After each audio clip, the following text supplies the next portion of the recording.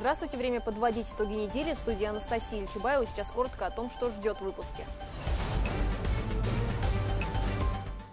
Справка вакцинации как пропуск. В республике введены новые ограничения. Башкортостан готовится к третьей волне коронавируса. Если ты не хочешь прививаться, это твое право, но тогда будь добр, сиди дома. COVID-19 стал еще коварнее. Количество антител требуется больше. Массовая вакцинация как альтернатива локдауна. Всеобщий локдаун очень серьезно повлиял на экономические параметры и жизнь нашего населения. Красные зоны республики почти заполнены, коечный фонд увеличивают, врачи мобилизованы. Те схемы, которые мы применяли весной, сейчас работают менее эффективно. Можно и без техосмотра. Диагностическая карта для оформления ОСАГО скоро не потребуется. В добровольном прохождении технического осмотра будет с 22 августа текущего года до 1 марта следующего. Но мера временная. В России собираются увеличить количество аккредитованных станций для техосмотра. Сигнал. Есть. Ремни безопасности. Исправно. Меда не будет. Мор пчел в Ургазинском районе. Примерный ущерб пчеловода оценили в сотни тысяч рублей. Выхожу, обхожу, проверяю. Смотрю, что-то впереди лежат. Потом подошел, посмотрю, они мертвые. Не слышат друг друга. Причиной гибели насекомых в очередной раз могла стать обработка сельхозполей. Аграрии башкирские помогают развивать башкирскую пчелу.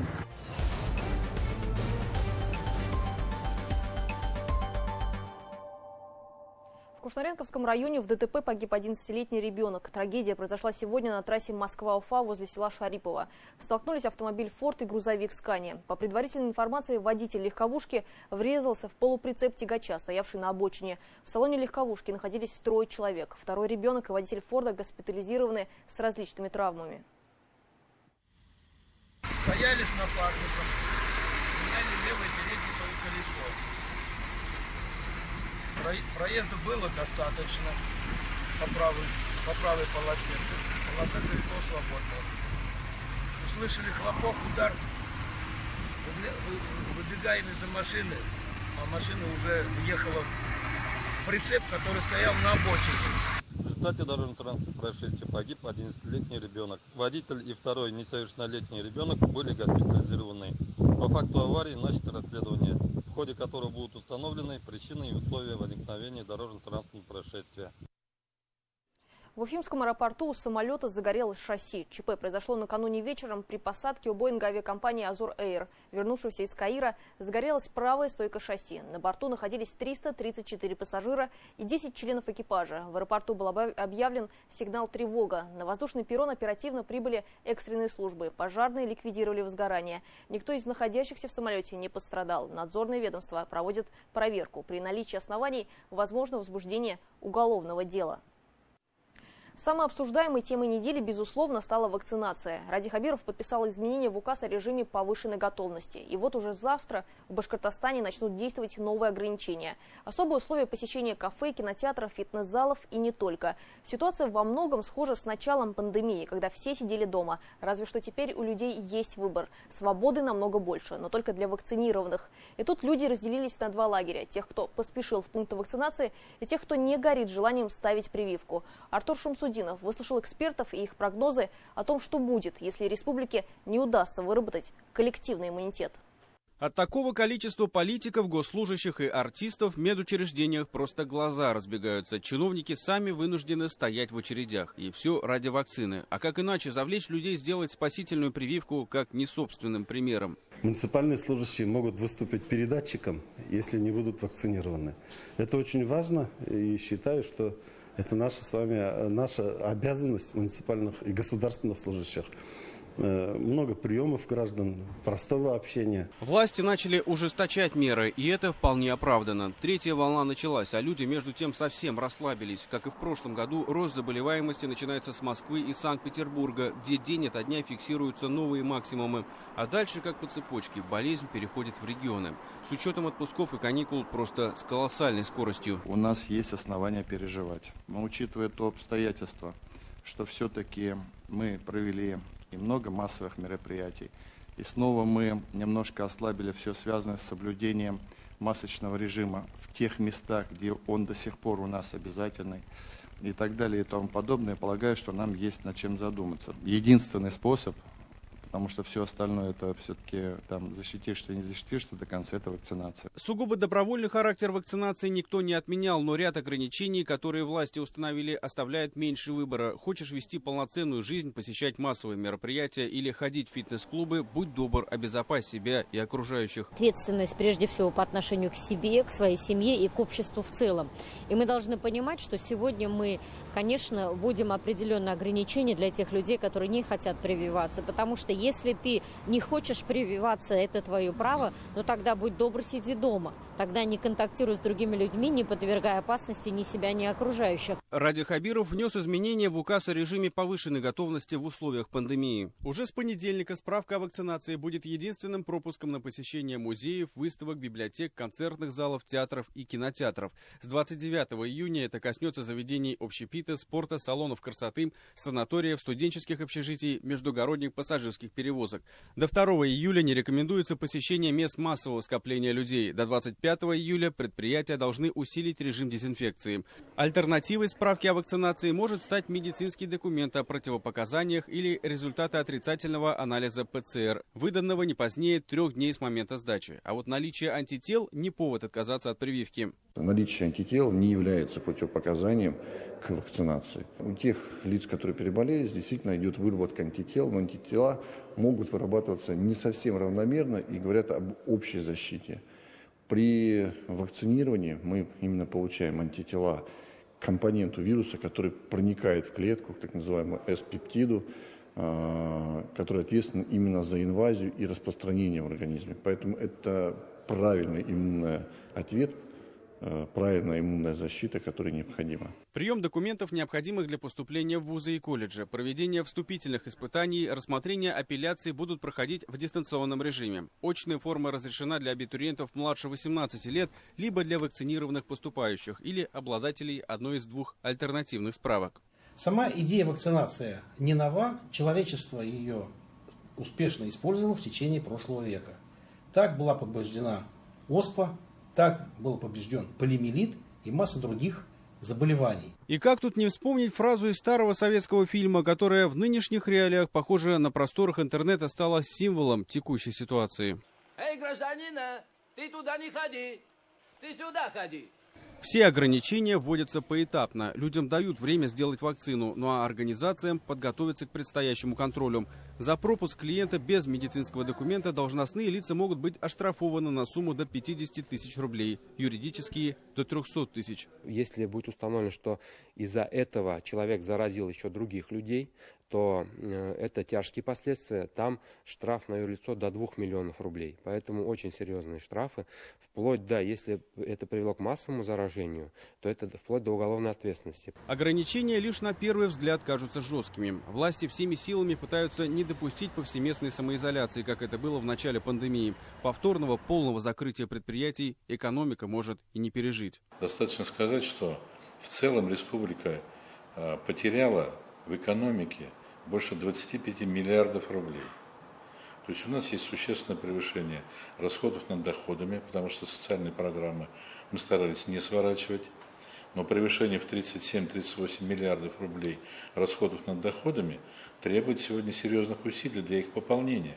Власти вновь усилят проверки в общественном транспорте, объектах торговли, кинотеатрах и других учреждениях. Речь о масочном режиме и социальной дистанции. Но все это меры пассивной защиты. Оружие против вируса уже изобрели. И сейчас самое время каждому воспользоваться им, чтобы победить пандемию. Артур Шамсудинов и Эмиль Басареев. Итоги недели.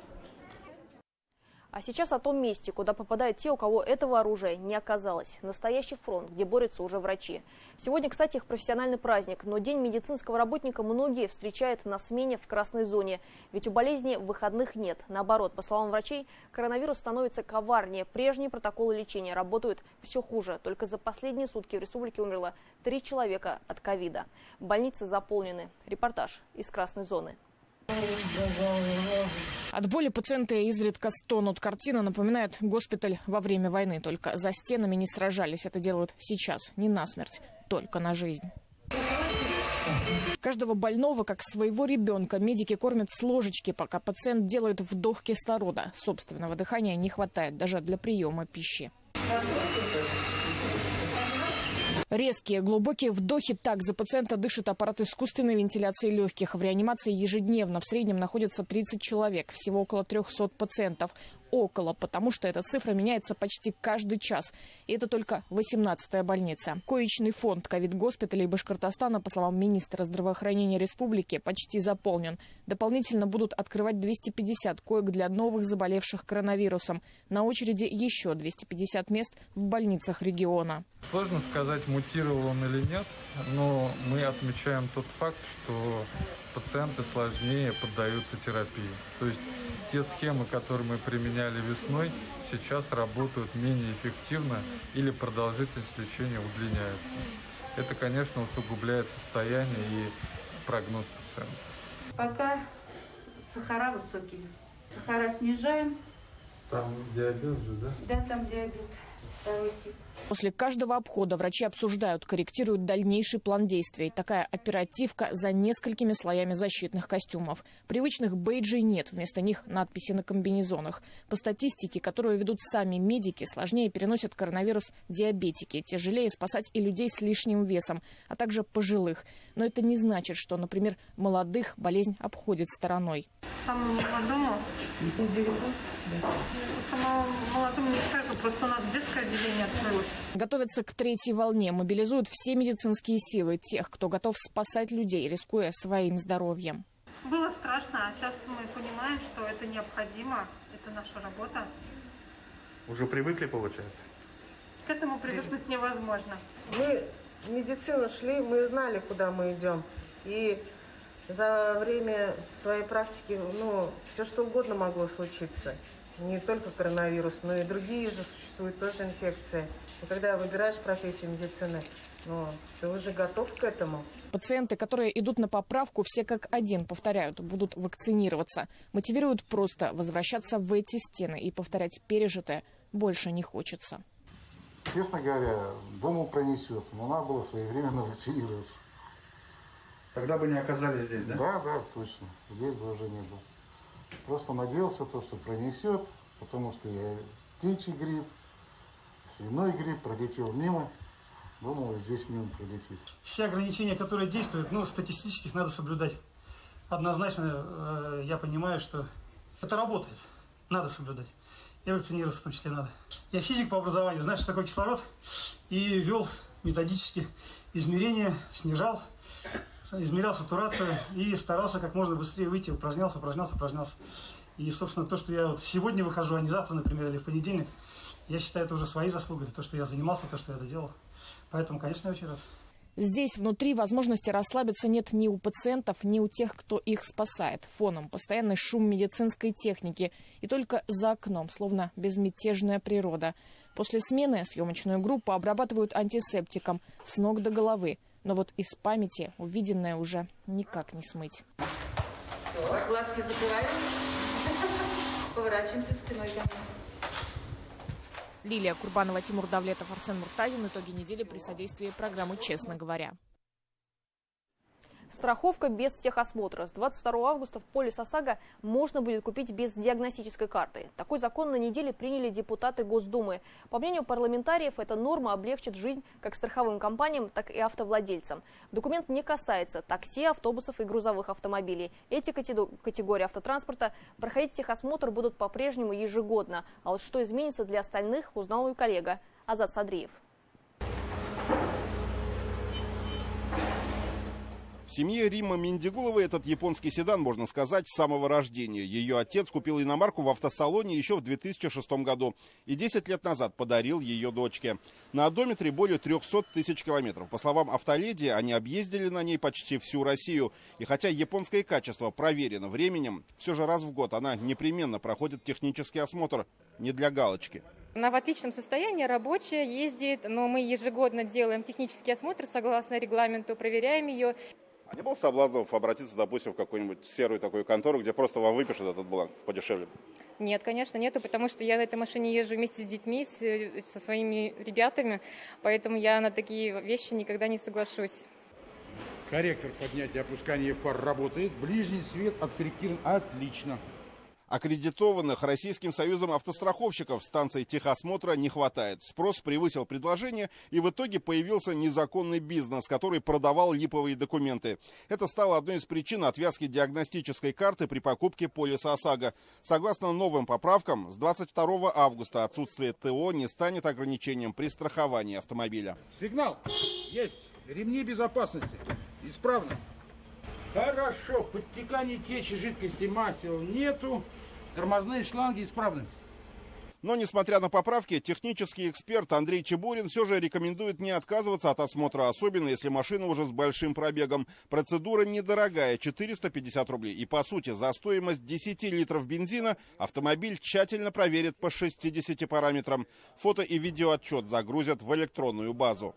Новые автомобили 4 года освобождения от прохождения техосмотра. И потом до 10 лет еще 2. Вот. Раз в 2 года. Да, до 10 лет 4, 2. Так проходит техосмотр. После 10 лет ежегодный техосмотр всех транспортных средств.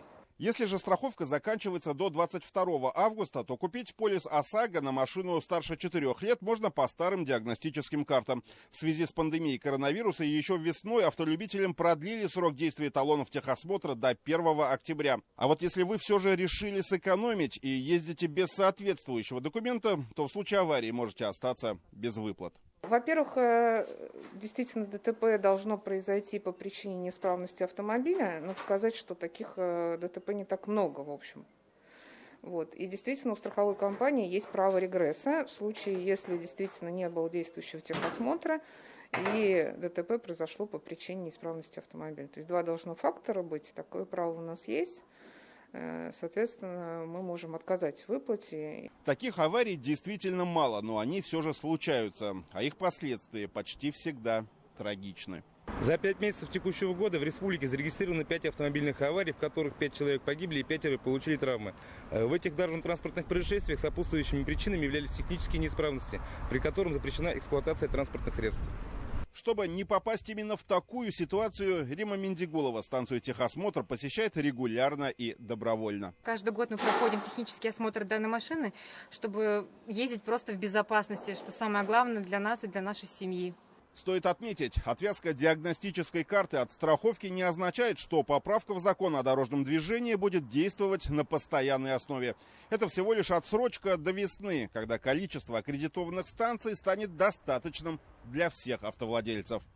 Добровольным прохождение технического осмотра будет с 22 августа текущего года до 1 марта следующего. Тогда вступят в силу поправки в Кодекс об административных правонарушениях. Они предусматривают собой штраф за отсутствие диагностической карты в размере 2000 рублей. Выявлять нарушителей будут по госномеру при помощи камер фото и видеофиксации. При этом штрафы вы будете получать ежедневно вплоть до тех пор, пока все же не пройдете полный технический осмотр автомобиля. Азат Садреев, Булат Закирьянов, Азамат Мухаммедшин и Андрей Шабрин. Итоги недели. Уфа. Федеральный розыск объявлен уфимский бизнесмен, который подозревается в многомиллионном мошенничестве. Правоохранители также вменяют ему преднамеренное банкротство. Передвигаться мужчина может на дорогих иномарках и даже на вертолете. Подробности далее. Хозяин этого особняка любит заставлять людей ждать и своих заемодателей, и правоохранителей на крыльце. Гостей возле дверей коттеджа встречал садовый гном добродушного вида, чего не скажешь о хозяине. Следователей, сотрудников ОМОН Руслан Гилязов встречал во всей красе. На левой груди татуировка грозного льва, на правой – бойцовская собака. Такое вот самовыражение. Пока супруг припирался с правоохранителями, жена консультировалась с юристом. Ну что это такое? Как это законно или нет? Объясните нам, пожалуйста, просто. В итоге советы специалиста совпали с требованиями сотрудников. Вместе с Гилязовым правоохранители отправились на обследование дома. Немало времени ушло и на опись средств связи. iPhone 12 Pro Max, да? Потом Samsung. Оперативные съемки были сделаны несколько месяцев назад. Вот только сейчас любитель смартфонов на связь не выходит. Из здания, служившего офисом, Гилязов съехал и впустил туда арендаторов. Ничего плохого за ним они не замечали. Нормально, хороший, порядочный. Вот я снял, они выехали отсюда и все. Это было 26 мая. В отношении Руслана Гилязова возбудили уголовное дело. По версии следствия, будучи руководителем компании, занимающейся продажей нефтепродуктов, бизнесмен в 2017 году взял в банке кредит. Чтобы не возвращать деньги, считают полицейские, Гилязов инициировал преднамеренное банкротство и отчуждение имущества организации своим близким. МВД республики объявило федеральный розыск подозреваемого в совершении мошенничества и преднамеренном банкротстве Гилязова Руслана Энверовича. А сейчас полицейские принимают меры к установлению его местонахождения. И если вы знаете, где находится этот человек или стали жертвой противоправных действий с его стороны, вы можете обратиться в ближайшее отделение полиции. Найти Гилязова желают и люди, которым он задолжал их же деньги. В 2017 году бизнесмен занял у Сергея Бурлакова 1 300 000 рублей. По договору уже через полгода он должен был их вернуть. Звонил Руслану, он мне обещал, что вернет денежные средства.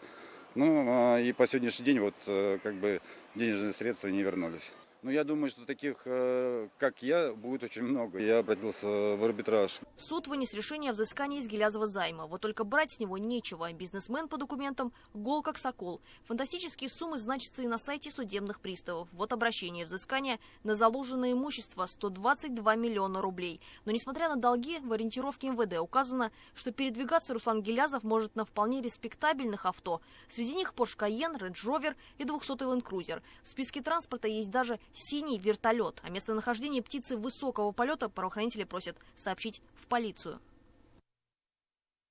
Причиной недавнего массового мора пчел в южных районах Башкортостана стали химпрепараты, которые использовали для травли вредителей. Республика окажет финансовую помощь пасечникам, пострадавшим во время обработки лесов от шелкопряда. А на этой неделе специалисты Россельхознадзора зафиксировали новые факты гибели пчел. Но в этот раз в море насекомых люди уже обвиняют аграриев. Все подробности у Руслана Батыргареева.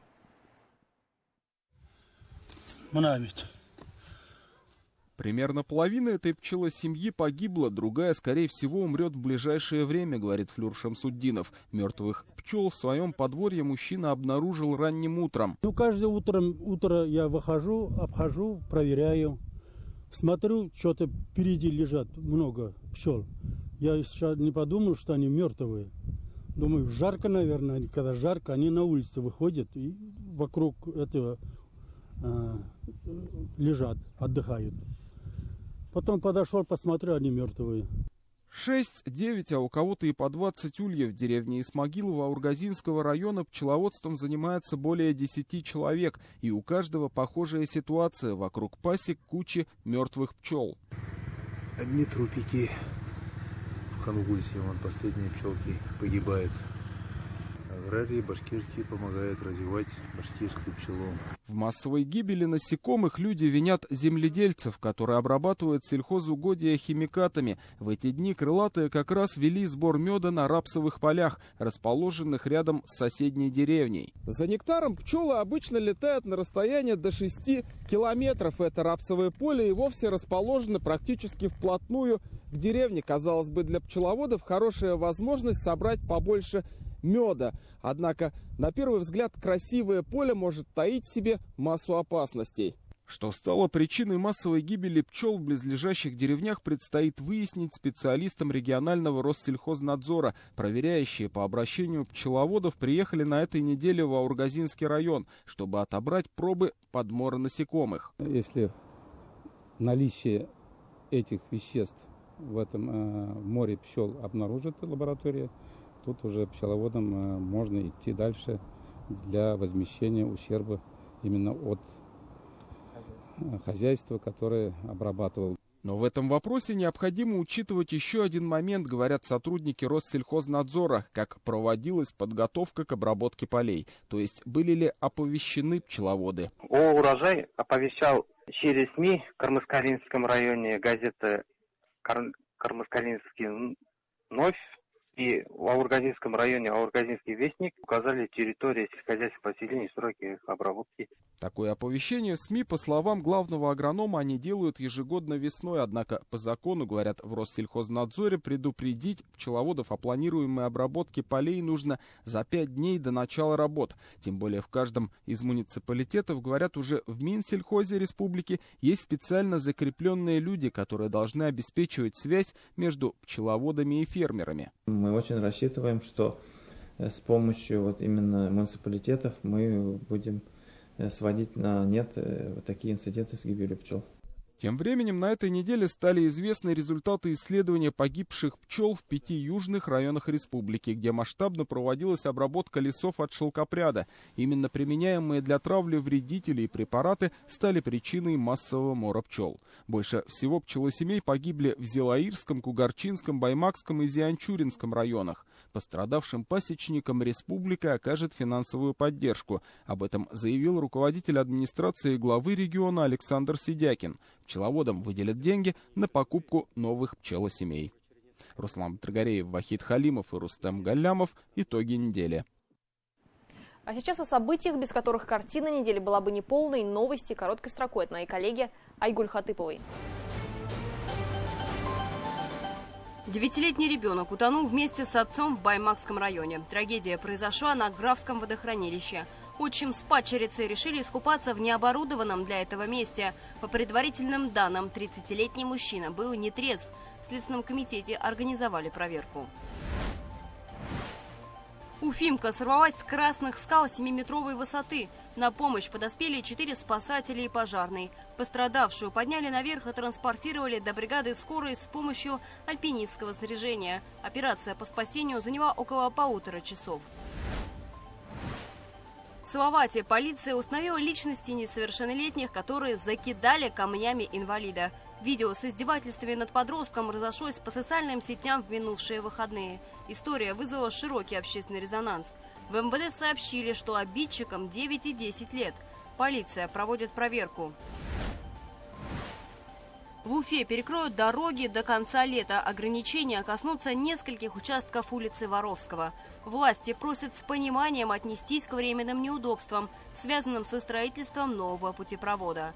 С 16 июня по 31 августа ограничат движение проезжей части крайней полосы правого съезда с улицы Заки-Валиди на улицу Воровского. Также закроют третью полосу улицы Заки-Валиди от дома номер 73 до улицы Воровского. Кроме этого, с 15 июня по 15 июля закроют движение по 4 полосам улицы Воровского на участке между улицами Заки-Валиди и Пушкина. В Башкортостане могут запретить ездить на электросамокатах без шлема и со скоростью выше 10 км в час. В Госсобрании подготовили соответствующий законопроект. Кроме того, ездить на электротранспорте после принятия закона ночью можно будет только в светоотражающей одежде. С начала года в республике произошло уже 11 ДТП с участием электросамокатов. Один из пострадавших, сбитый на прошлой неделе, до сих пор находится в тяжелом состоянии. На водителей двухколесного транспорта возбудили уголовное дело. Сейчас 23-летнего уфимца обвиняют в причинении тяжкого вреда здоровью по неосторожности. Башавтотранс и Сбер запустили бесплатный общественный транспорт. Автобус следует от БГУ по Заки-Валиди до монумента Дружбы и уже оттуда поворачивает на набережную. Спуститься вниз и подняться обратно могут все желающие. Лебедя в саду Аксакова спасли от тоски, подобрав ему новую самку. Его предыдущая спутница умерла в прошлом году. Специалисты решили не подтверждать романтичную легенду о верности птиц и подобрали к рису новую пару. Ласку привезли из Челябинска, ей всего год. Порода та же лебедь-шипун. Пару выпустили в сад Аксакова, когда вода прогрелась до 20 градусов. В холодное время года птицы живут в вольере. В Россию по любви, фольклориаду, которая пройдет в Башкортостане, с нетерпением ждет француз Николя Бурдериу. Он уже давно живет в Уфе, и фестиваль, надеется, станет возможностью встретиться с соотечественниками. Француз хочет рассказать своим землякам, как на самом деле живется в России. Почему Николя оказался за 1000 километров от родины и чем сегодня занимается иностранец в башкирской столице, расскажет Эмиль Басареев.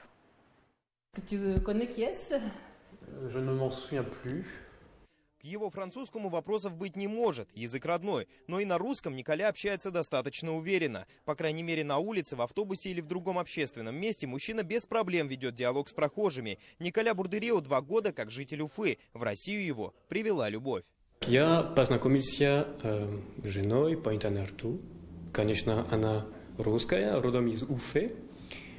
И я решил, почему бы нет, запустить новую жизнь. Обручились и решили жить в Уфе. Возможно, в будущем и переедут во Францию, но пока Николя комфортно и в столице республики. В Башкортостане иностранец открыл для себя настоящую Россию. Не ту, которую показывают по зарубежным телеканалам, говорит француз. Именно в нашей республике, где проживают представители разных национальностей, он по-настоящему понял, что такое дружба между народами. Различные народы, различные культуры, но все равно все живут друг с другом спокойно.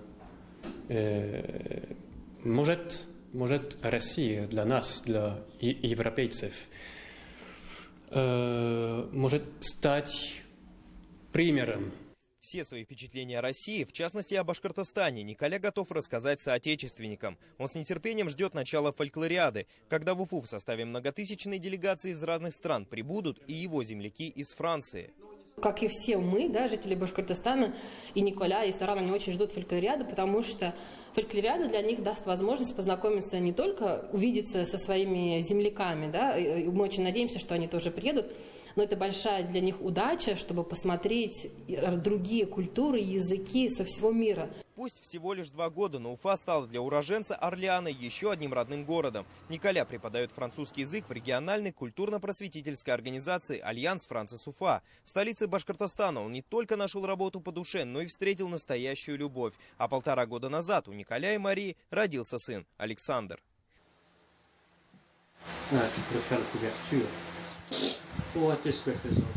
Эмиль Басареев, Руслан Батыргареев, Булат Садриев и Родион Матвеев. Итоги недели. Уфа. А пока в условиях коронавируса для отдыха идеально подходит сап-серф. И на открытом воздухе и о социальной дистанции можно не переживать, присутствует. Сап – это надувная доска, которую управляют с помощью весла. В Уфе собираются в июле провести первый в Башкортостане чемпионат. Моя коллега Лилия Курбанова попробовала встать на доску.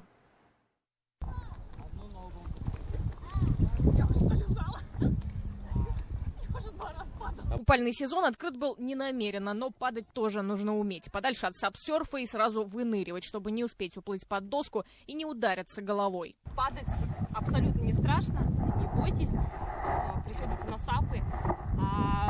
Страшно было только первоначально, это когда только встаешь. Под наблюдением неопытному гребцу сложно только первые 10 минут. После появляется сноровка. Носила 1 раз к берегу, я там зацепилась, 2-й раз куда-то к кораблям. А потом нормально, да, потом все хорошо. И сразу ваши там спасатели, помощь пришла. Так что все хорошо. В Уфе есть 4 маршрута прогулок примерно по 12 километров. От Сипайлова до Каменной переправы, от Каменной переправы до пляжа Солнечный, от пляжа Солнечный до Затона и Кольцевой. Старт и финиш на стадионе Водник. Проблема в том, что САП просто прямо не едет. Нужно подруливать веслом, как на простой лодке. Но сделать это, конечно, проще сидя, а вот верх мастерства – это встать и продолжать управлять, что гораздо сложнее. Но есть право на ошибку. Человек специально привязывается к надувной доске, и каждому обязательно выдается вот такой вот яркий жилет. Суть как раз в стоячем управлении доской. Даже в названии SUP это сокращенно от английского stand-up paddling, что в переводе и есть гребля стоя. Нестабильная опора под ногами включает в работу антигравитационные мышцы, так что сильные ноги далеко не всегда спасут от падения. Поэтому можно сказать, что SUP-серфинг доступен почти одинаково для каждого, от спортсмена до нетренированного человека. В принципе, одинаково, я бы сказал.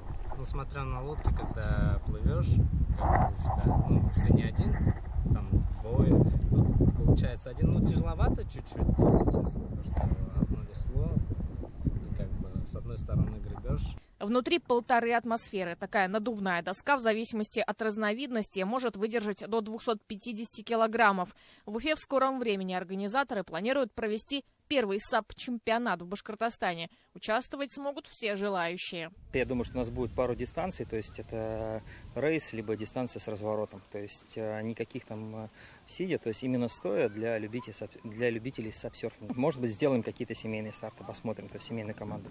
Потому что мы сейчас построили вот первая САП-каяк-станция в Башкирии, и в ближайшее время на базе этой станции будем проводить различные активности, мероприятия. В мировой истории у сап-серфа множество предков. Похожее средство передвижения изображено еще на древних фресках.